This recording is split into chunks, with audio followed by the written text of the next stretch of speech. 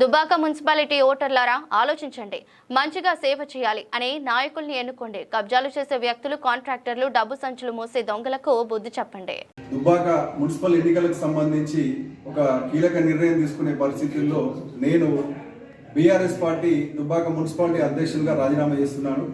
నేను ఈ రాజీనామా ఇప్పటి నుంచే ఆమోదం వస్తుంది. నాకు ఆ పార్టీతోటి నాకు సంబంధం లేదని చెప్తున్నా. ఎందుకంటే గత 3 రోజులుగా కొన్ని పరిణామాలు నన్ను, నా కుటుంబాన్ని తీవ్రంగా కలిసివేసినాయి. ఇదేదో కౌన్సిల్ టికెట్ కోసమో, ఎన్నికల కోసమో, గెలవడం కోసమో కాదు, ఆత్మ గౌరవానికి సంబంధించిన విషయంగా నేను భావిస్తున్నా. ఆవేశంగా తీసుకుంటున్న నిర్ణయాలు కాదు, ఇది పూర్తి ఆత్మ గౌరవం కోసం మాత్రమే తీసుకున్న నిర్ణయం ఇది. నేను టికెట్ ఆశించడంలో తప్పు లేదు, టికెట్ కోసం నేను ముందుండడంలో తప్పు లేదు. కానీ కొన్ని పరిణామాల మధ్య ఎమ్మెల్యే అనే వ్యక్తి ఒక 10 రోజుల క్రితం నేను నా భార్యను తీసుకొని పోయి పోతారం పోయి అడిగితే అక్కడ జనరల్ వస్తే నాకు భూమిరెడ్డికి నీకు ఏదైనా అకామిడేట్ చేయాలనే పరిస్థితి ఉంటుంది. కానీ బీసీ వచ్చినాక నాకు వేరే ఎవరు లేదు. నాకు ఆ వ్యక్తి ఎవరో ఇంకో వ్యక్తి పేరు అంటున్నా, ఆ పేరు కూడా నాకు తెలియదు. నాకు బీసీ వస్తే నీకే టికెట్ ఇస్తా అని చెప్పి నువ్వు పని చేసుకోపో అని చెప్పిన వ్యక్తి 10 రోజుల క్రితం కొత్త ప్రభాకర్ రెడ్డి గారు. నేను పని చేసుకుంటూ వస్తున్నా, గ్రౌండ్లో ఉన్నా, తిరుగుతున్నా, నా పని నేను ఉంటుంటే టికెట్ అడ్డుకోవాలని కుట్రలతో కొందరు వెళ్ళిరు. ఆ పరిణామాలు కూడా నాకు చెప్తుంటే కూడా నేను పట్టించుకోలేదు. ఎందుకంటే నాకు ఎమ్మెల్యే క్లియరెన్స్గా హామీ ఇచ్చిందని చెప్పేసి ఒక నియోజకవర్గ పెద్దదిగా ఉన్న పార్టీ వ్యక్తి హామీ ఇచ్చిండు, పని చేసుకోపో నీకే టికెట్ అని చెప్పినాక మనం వెనుకపోయి టికెట్ గురించి ఫైనల్ చేసుకునే పరిస్థితులలో ఉండవు. అలా జరుగుతున్న సందర్భంలో నిన్న మొన్న జరుగుతున్న కొన్ని పరిణామాలు నాకు బాధ అనిపించి అసలు ఏంది మరి పరిస్థితి ఏంది అని అడిగితే నామినేషన్ వేసుకోపో అని అన్నాడు. ఇన్కమింగ్ కాల్ వచ్చింది నా ఫోన్కు. అవన్నీ కూడా ఇక దేవుడే చూసుకుంటాడు. అంటే పరిస్థితి ఏంటంటే ఇన్కమింగ్ నాకే ఆయన చేసి ఎమ్మెల్యే నువ్వు నామినేషన్ వేసుకో అని చెప్పాడు. నామినేషన్ వేసుకో అని చెప్పినాక కూడా ఇంకా దాన్ని సాగదీస్తూ ఇంకా మాట్లాడుతున్నాం, ఇంకా చెప్తున్నాం, ఇంకా కన్విన్స్ చేస్తున్నాం. అంటే నాకు బాధ ఏంటి అంటే నాకు ఒక భూమిరెడ్డితోటో, నాకు ఒక తుమ్మబాణతోటో పోటీ అంటే నాకు బాధ ఉండకపోయేది. నాకు ఎవరు చెప్తున్నారు అని అంటే పార్టీకి సంబంధం లేని వ్యక్తి, పార్టీకి ఒక్కసారి కూడా కండువా కప్పుకోని వ్యక్తితోటి కన్విన్స్ చేస్తున్నా అని మాట్లాడుతుంటే బాధ అవుతుంది.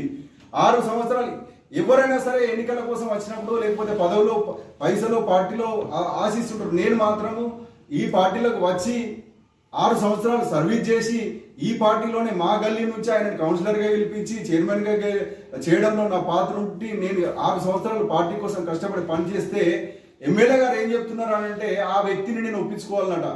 నా బతుకు నేను పార్టీకి పని చేసుకుంటూ నేను వస్తుంటే నాకు బాస్ పార్టీయో కేసీఆర్ హరీష్ రావు కాదు, ఆ భూమిరెడ్డి అనే వ్యక్తి అంతా భూమిరెడ్డి దగ్గర పోయి ఒప్పించుకోవాలని అంటున్నాను. అంటే నా బతికేందన్నా నేను వాళ్ళని ఒప్పించుకోవాలని. అయినా కానీ నా భార్యను తీసుకొని పోయి వాళ్ళ ఇంటికి పోయి మాట్లాడినా. ఆ తర్వాత నిన్న కూడా వెళ్ళి మా మిత్రులతో పోయి మాట్లాడుతుంటే ఆ మాజీ చైర్మన్ గన్నె వనిత భూమిరెడ్డి గారు ఏం మాట్లాడుతున్నారు అంటే నేను ఇంకా చైర్మన్ నేను దుబ్బాకకు ఆ వార్డు నాది, నేను ఇట్లా నూనె పోస్తే ఎత్తుకునేటట్టు అభివృద్ధి చేసుకున్న ఆ వార్డుని 1వ వార్డు ఆయనకు ఆ సిట్టింగ్ ఆయనకు టికెట్ వారేసిరు.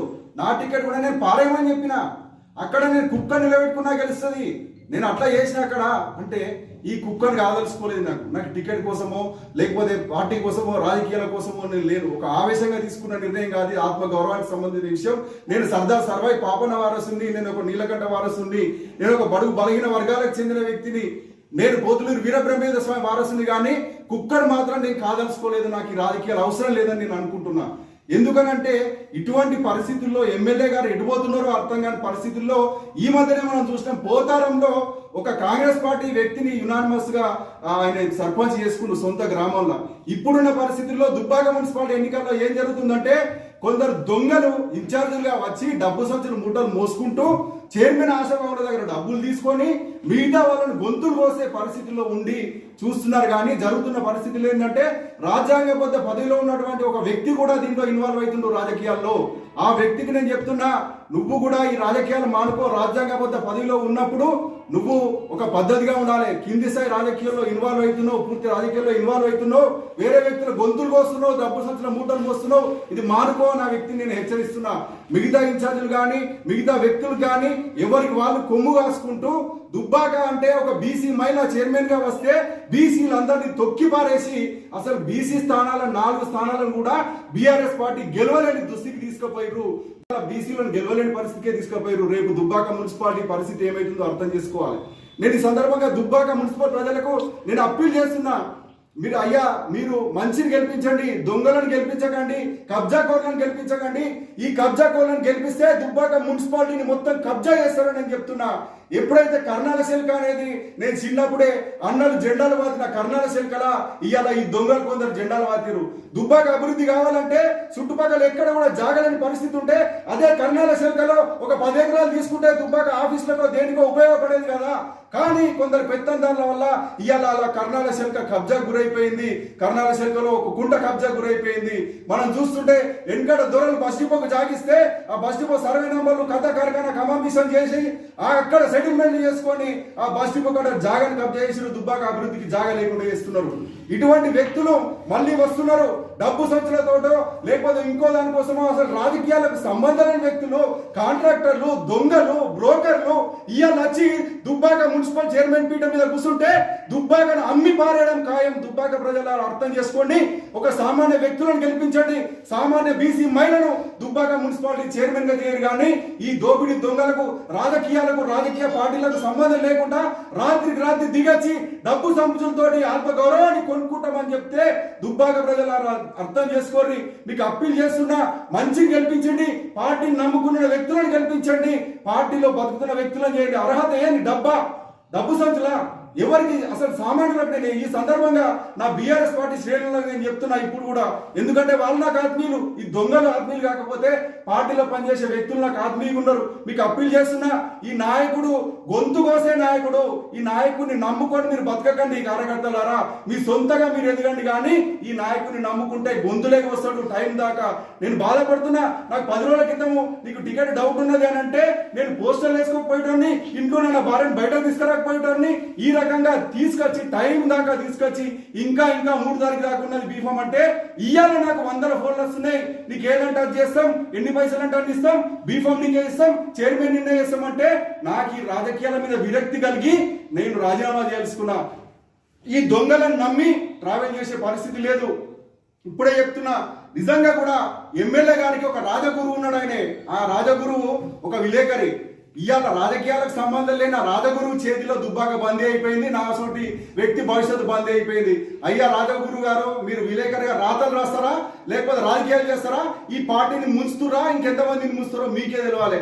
నేను ఈ సందర్భంగా చెప్తున్నా, నేను ఇప్పుడు కూడా చెప్తున్నా, అసలు ఏం జరుగుతుందనంటే మున్సిపాలిటీలో అవినీతి జరుగుతుంది అని చాలా మంది చెప్తున్నారు. ఎందుకు మాట్లాడుతున్నా ఇదే పరిస్థితి అంటే నాకు బాధ. కొత్తలకు అవకాశం ఇవ్వండి, కొత్త తరాన్ని ఎంకరేజ్ చేయండి. ప్యాలాలకు 1,50,000, నెలకు వాళ్ళ సొంత ట్రాక్టర్లకు 3 లక్షలు, వాళ్ళ ఇటుక బట్టీలకు 3 లక్షలు డీజిల్ పోసుకుంటా దోపిడీ దొంగలు ఉన్నారు. ఇవాళ మళ్ళా జనరల్కి వెళ్ళి బీసీ వచ్చినా కానీ వాళ్ళ చేతుల్లోనే ఉండాలని చెప్పేసి మళ్ళీ వాళ్ళ చేతులు ఉంటేనే ఇవన్నీ సాగుతాయి అనే ఉద్దేశంతో, ఒక దురుద్దేశంతో రాజకీయాలలో ఇలా చేస్తున్నారు. నా వైపు వస్తే ఆ రకంగా జరగదు. ఎందుకంటే నా పరిస్థితి ఏందో దుబ్బాక ప్రజలకు తెలుసు, అందరికీ తెలుసు. కాబట్టి నాలాంటి వ్యక్తి రాజకీయాలకు వస్తే ఇటువంటి పరిస్థితి ఉండదని చెప్పేసి మొదలనే చంపేయాలని చూస్తున్నారు. నిజంగా నాకు అర్హత లేదా? నేనేం తప్పు చేసినా? ఒక 20 సంవత్సరాల రాజకీయాలలో ఉన్నా, విద్యార్థి నాయకుని ఉన్నా, ఆ పార్టీలో పనిచేసి 20 ఏళ్ళు జెండా మోసినా, ఇక్కడ నమ్ముకొని వచ్చి రాత్రి నేను టికెట్ అడుగుతలేను. 6 సంవత్సరాలు సర్వీస్ చేసిన వ్యక్తికి టికెట్ అడిగితే ఇంకా ఆగు అంటున్నారు. నాకు ఇయ్య అని చెప్తలేరు. కానీ ఇంకా అనే పరిస్థితి వస్తే ఈ రకంగా నేను చెప్తున్నా, అయ్యా 18వ వార్డు ప్రజలారా, మీకు కూడా ఆత్మగౌరవంతో బతుకుర్రి. మీరెవడో దోపిడీ దొంగలకో ఇంకోలకో ఓట్లేసి మీ ఆత్మగౌరవం నమ్ముకోకుర్రి. ఆడెవడు నేను ఇక్కడ మాట్లాడేది 18వ వార్డు ప్రజలకు ఆత్మగౌరవం గురించి. అక్కడ కుక్కను నిలబెట్టా గెలుస్తుందంటే 18వ వార్డులను గెలిచి నేను కుక్కను కాదలుచుకోలేదు, అక్కడ ప్రజలను కూడా కుక్కలను కాదలుచుకోలేదు. కాబట్టి మీరు నిజంగా కూడా చిత్తశుద్ధితో ఓటేరి, మీ ఆత్మ ప్రబోధానుసారం ఓటేరి, దుబ్బాకలో మంచి రాజకీయాలను గెలిపించండి అని చెప్పేసి ఈ సందర్భంగా కోరుకుంటున్నా. ఇండిపెండెంట్ గా పోటీ ఉండే అవకాశం ఉందా? లేదు, నాకు ఇండిపెండెంట్ కాదు. నేను దుబ్బాకలో మంచిని గెలిపించడం కోసం, మంచోళ్ళని గెలిపించడం కోసం, దోపిడీ దొంగలు డబ్బు సంచులు మూటలు పట్టుకొని తిరిగే దొంగలను ఓడించడం కోసమే నేను పనిచేస్తాను.